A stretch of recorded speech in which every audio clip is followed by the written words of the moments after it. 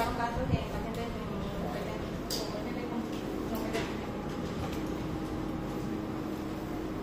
en su morfología tenemos que el microsporio mide 0,5 a 2 por 1 a 4 micrómetros. ¿Ya? Cuenta con una pared que tiene dos láminas, que es una endopora y una exopora, que lo protegen al parásito. También cuenta con un núcleo, este núcleo puede ser uninucleado o binucleado, depende según la especie, que tiene dos núcleos o un solo núcleo. También cuenta con un filamento polar, bueno, el proclasma, que es el agente causal en sí, y el filamento polar que ha enrollado alrededor de la espora, que tiene como función atacar al hospedador al momento de encontrar. Él ataca y ingresa lo que es el proclasma en el hospedador. También cuenta con unas vaporas que estas le ayudan a que tenga presión y el filamento polar es todo como un asta que llega hasta el hospedador al momento de inyectarlo. Entre estos agentes etiológicos tenemos que se encontraron entre 1.200 especies en animales, pero solamente 8 causan enfermedades en el ser humano, sobre todo en pacientes inmunosupresentes o pacientes con SIDA. Tenemos, por ejemplo, a la Encephalitosus, que cuenta con 3 especies, que es la Coniculi. Esta se encuentra diseminada tanto en animales como en el ser humano, causa los mismos síntomas como infecciones en el sistema nervioso. Entre estos tenemos convulsiones, rigidez, también vómitos, náuseas y pérdida de la conciencia. Las mismas sintomatologías se pueden encontrar en los animales y en el ser humano. También tenemos la especie Hedges. Esta se encuentra en el epitelio delgado, en el epitelio corneal y la conjuntival. Esta patología característica es la queratoconjuntivitis. Después tenemos a la especie intestinalis, que esta se encuentra en el intestino delgado, específicamente los enterocitos. Lo que causa patología, que puede ser su patología, de sus patologías más conocidas es la diarrea crónica o la diarrea de los viajeros. También tenemos a otro género que es el Enterocitosis, específicamente la especie Veneusi. También causa daño en el intestino delgado, se encuentra en el enterocito y da diarreas autoinmunitarias o diarrea aguda o diarrea crónica. También tenemos la Vitaforma, específicamente la especie Corneae, se encuentra en el estroma corneal en aspiraciones nasales y en orina se encontró en un paciente inmunosuprimido. Da queratoconjuntivitis también.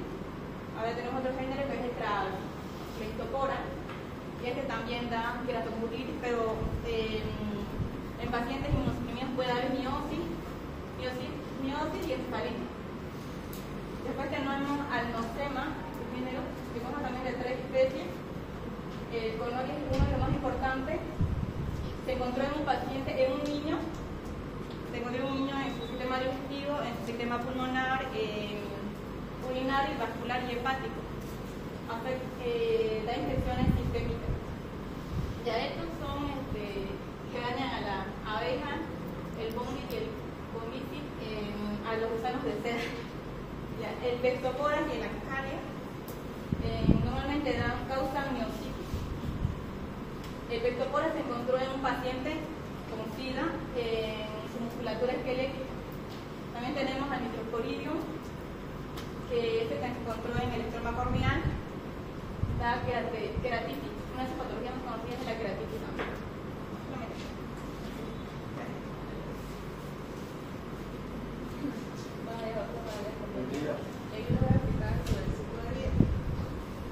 Ahora, tiene como 6 etapas. En la primera etapa, la espora es la fase infectante, en fase ambiental. La espora mide 1 a 2 micrómetros, tiene una cápsula pared gruesa, con quitina y proteína que le da la resistencia en el medio ambiente.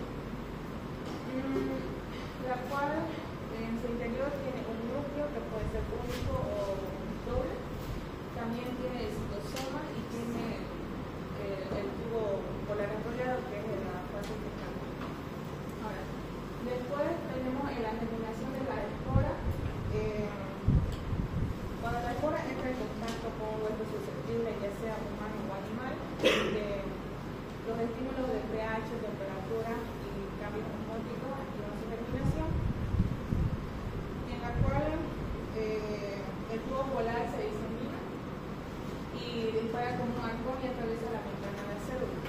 Es donde se inyecta el esporoplasma en la célula, la cual es donde se infecta el parásito.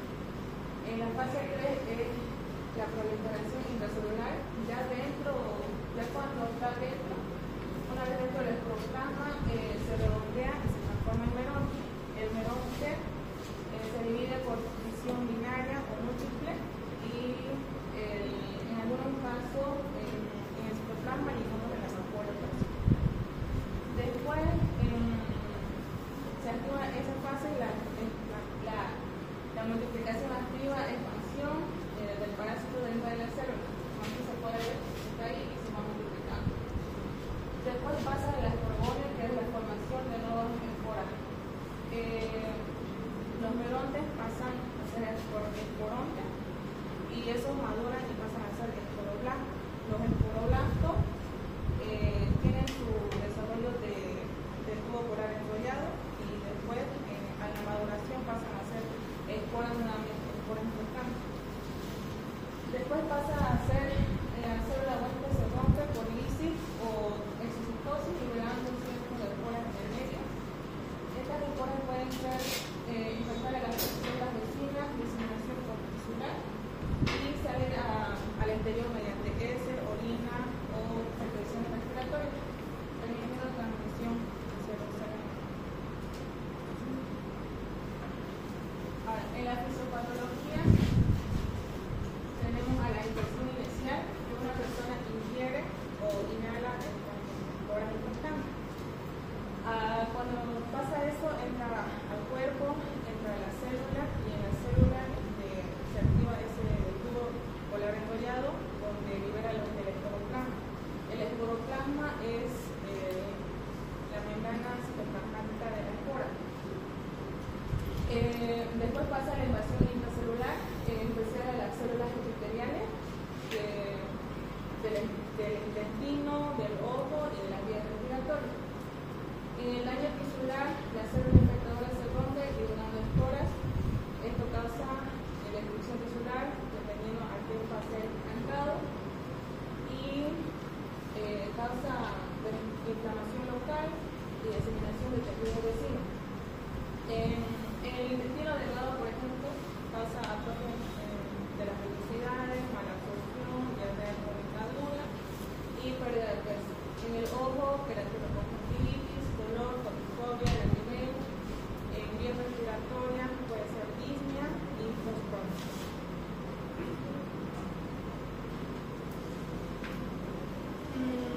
Después tenemos a las manifestaciones clínicas del médico y la relación de la inmunidad en personas inmunocompetentes puede ser leve o puede ser asintomático, pero en personas inmunodeprimidas con VIH-Sida, la infección es crónica y es más mortal, puede ser multisistemática.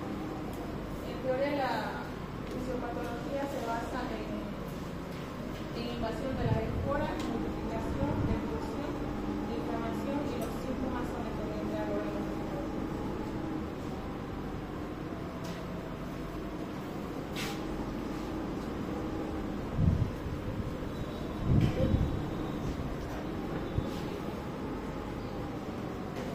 Buenos días, doctor. Buenos días, compañeros. Me presento. Mi nombre es Ana Andrea Escalante y en este caso les hablaré sobre la epidemiología que va a presentar este parásito y también la sintomatología de acuerdo a la persona que ¿no? Bueno, en este caso les puedo hablar que este parasitosis se presentó ya en el siglo pasado en animales vertebrados como en invertebrados.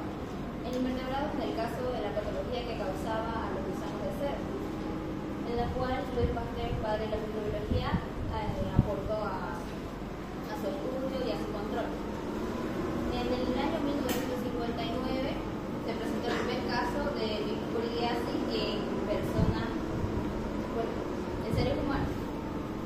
Y claro, después del surgimiento del VIH-Sida y de los pacientes inmunocompetentes, pacientes que están cursando algún tipo de cáncer o están con tratamiento con supresores.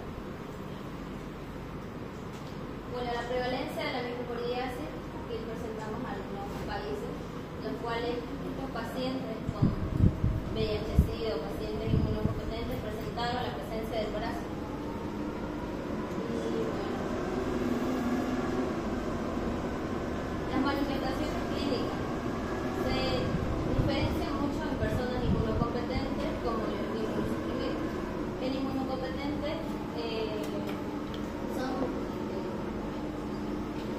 La infección podría ser más leve, asintomática en algunos casos, pero, por ejemplo, tenemos aquí con el Enterocitoson UCI vendría a causar diarrea acuosa leve, descomposición intestinal y diarrea del viajero en pacientes o personas que viajan a otros lugares.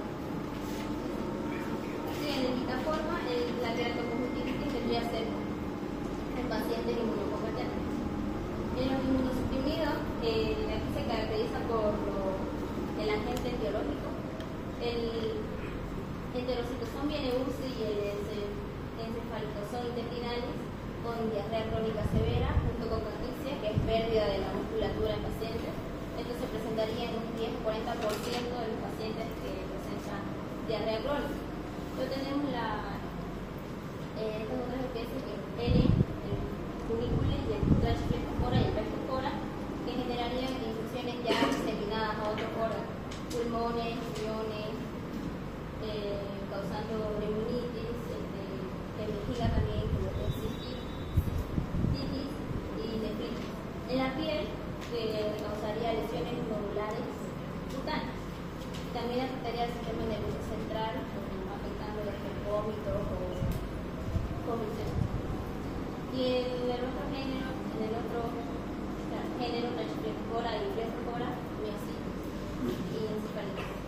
Y el Picaforma corneae, que causa la queratitis del estrómago, que puede ser predisponente por alguna lesión, algún rasguño o algún golpe plano.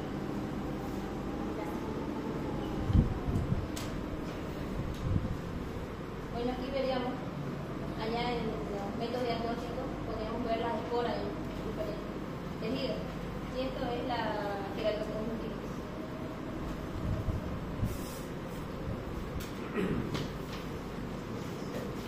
Primeramente, muy buenas tardes, muy buenas tardes, compañeros.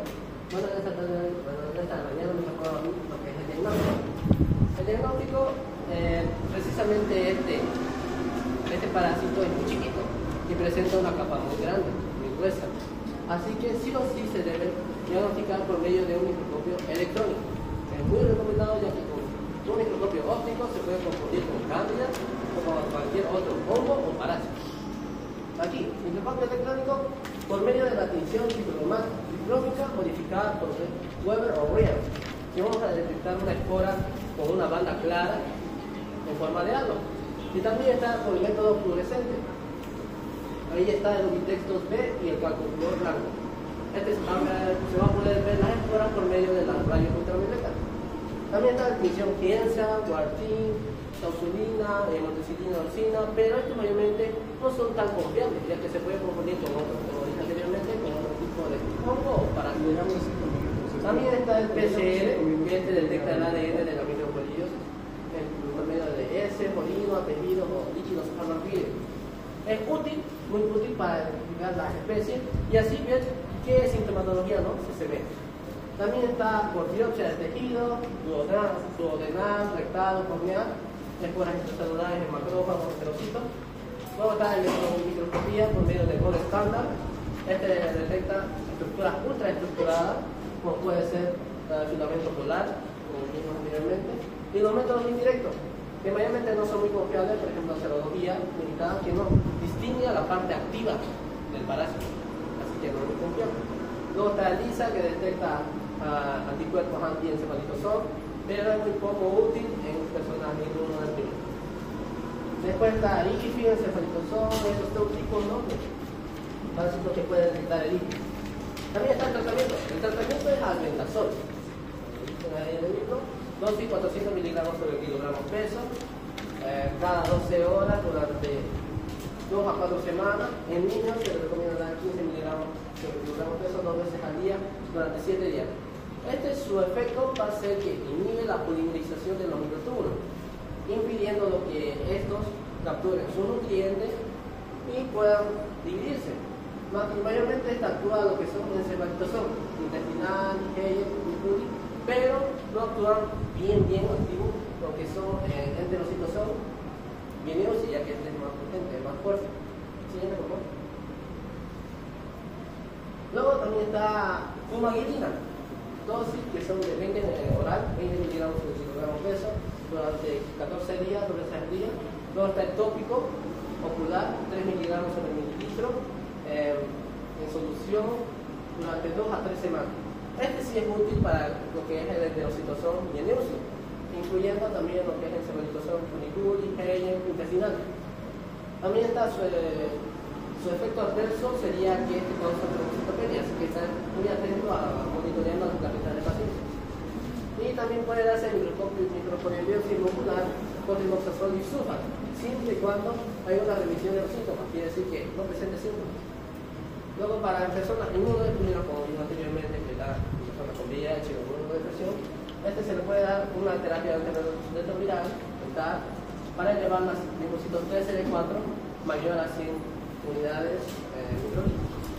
También está el soporte nutricional, que personas con diarrea crónica o severa se les da zinc y vitamina A. Sí. Se han estado haciendo también estudios experimentales con lo que son estos dos medicamentos, que sería nitazoxanida, que son de 500 a 1000 miligramos por día, 2 veces al día, por 21 días. Y todo lo que es también angiotensina B, en caso de infecciones diseminadas. En caso grave. Este es mayormente similar, ¿no?, a lo que es una candidez débil. Eso sería todo.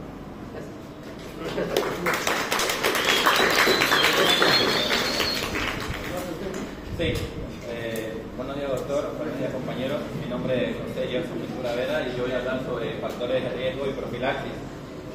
Para comenzar, en factores de riesgo nosotros tenemos que entender que esta enfermedad va a afectar principalmente a personas que son inmunosuprimidas, personas que pueden padecer VIH-Sida, personas que han sido recién trasplantadas y han usado el uso prolongado de corticoides, por lo que el corticoide te reduce las defensas del cuerpo para que pueda aceptar el órgano.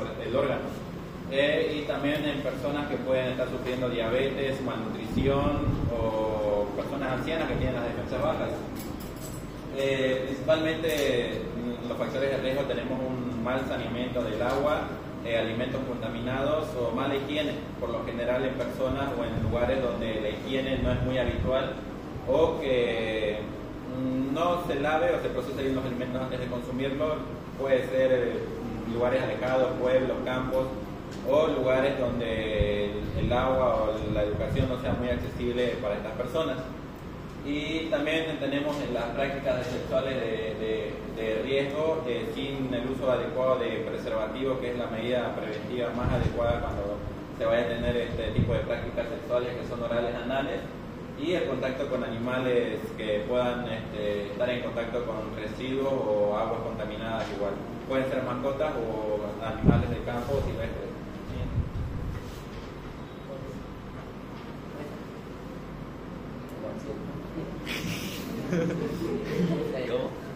Ya.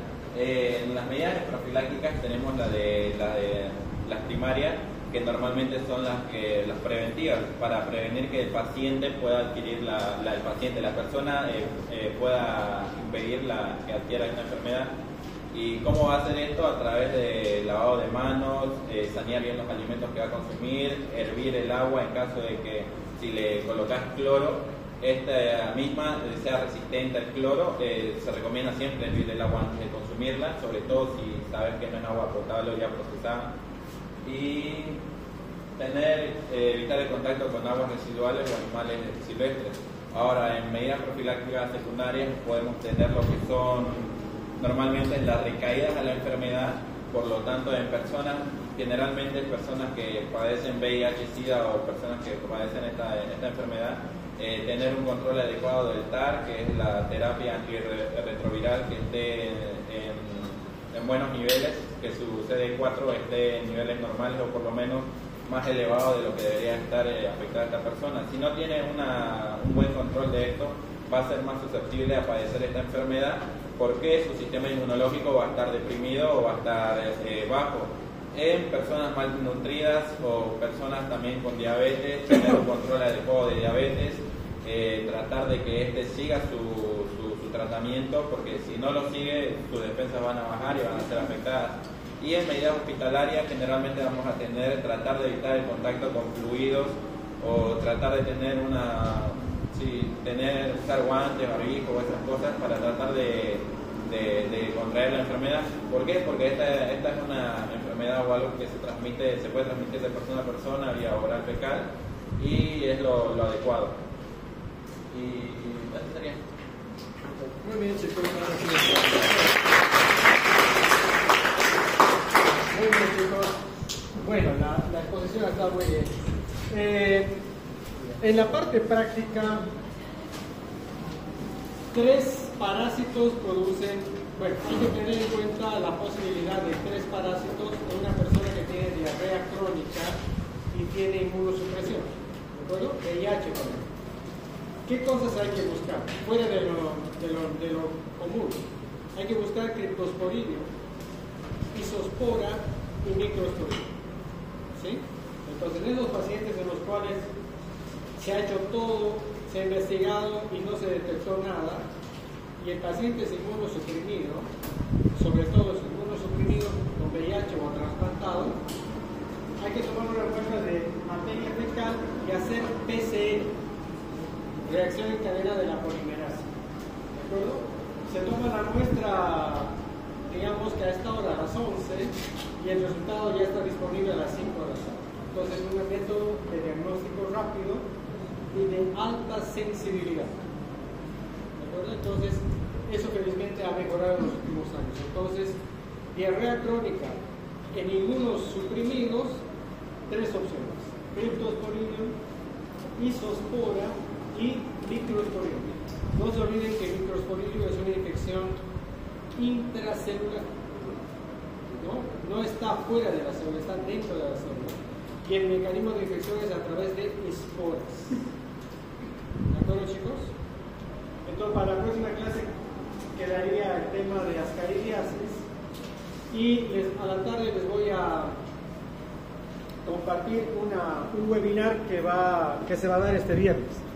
Este viernes la Sociedad Boliviana de Terapia Intensiva ha organizado varias charlas sobre sepsis. ¿Sí? Va a ser por Zoom. Es una actividad gratuita y les voy a compartir, yo voy a dar una charla sobre el tratamiento de infecciones por bacilos gram negativos productores de carbapenemasa, que seguramente ya están llevando en paquetes. Bueno, este tratamiento en terapia intensiva yo lo voy a presentar, pero les voy a compartir la invitación para que los que deseen se conectan el viernes en la tarde para la charla. ¿De acuerdo, chicos? Así que el viernes que pasamos la actividad física estuvo muy interesante. Hubo partidos de fútbol, hubo partidos de voleibol, hubo partidos mixtos también, y lo que quedó pendiente fue el partido de fútbol de los chicos. Sí. Para la próxima clase. Es lo que se aconseja, pero también Máxime la... Espera.